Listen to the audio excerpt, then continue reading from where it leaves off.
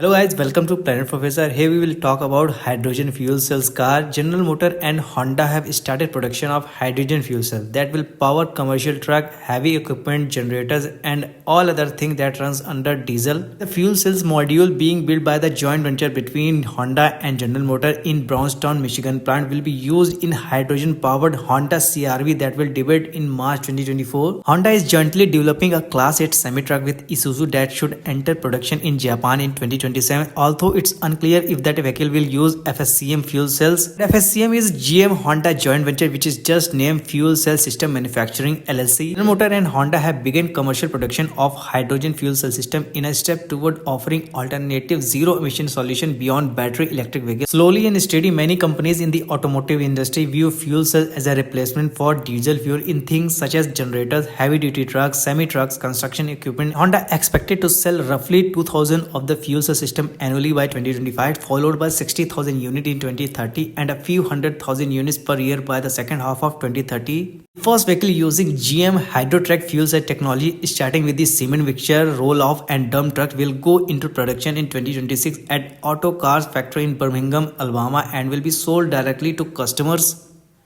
But hydrogen fuel cell technology is more expensive than battery electric technology, and unlike battery electric car, fuel cell vehicle need refueling at special hydrogen filling station.